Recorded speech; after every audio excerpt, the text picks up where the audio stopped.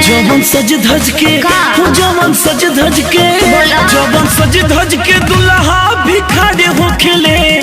लड़कों से लड़की खिलाड़ी हो खेले जवन सज धज के दुल्हा भिखारी हो खेले लड़कों से लड़की खिलाड़ी हो खेले।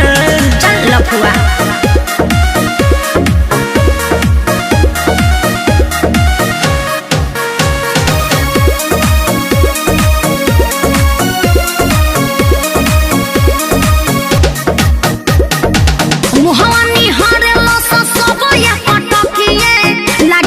देखले न बारे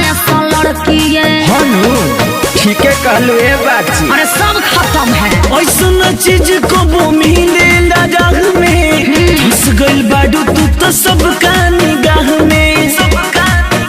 चढ़ल ये पानी पन्ना सा मारे फेंक के बता सदी है देखो के तो हमारा बुखार हो खेले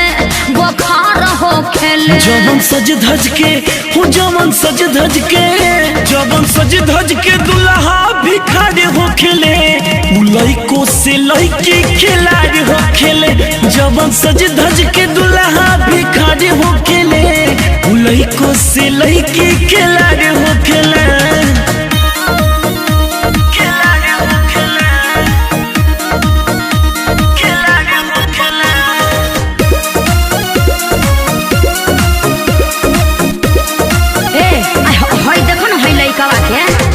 अंगना में प्यारी प्यारी आवते बरसा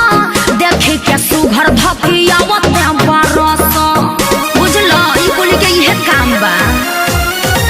मनवा तो कोरी तुहर भीतर ले सोती यही लगन में तू खोजे लुपति समझ ना ए हो मंजुल पवन करता राजवन तू ही कह कायो से प्यार हो खेले जवन सज धज के जवन सज धज के जवन सज धज के दुल्हा भिखारी हो खेले लड़कों से लड़की खिलाड़ी हो खेले जवन सज धज के दुल्हा भिखारी हो खेले लड़कों से लड़की खिलाड़ी हो खेले। अरे ढेर गर्मी मत चढ़ावा शांत रह।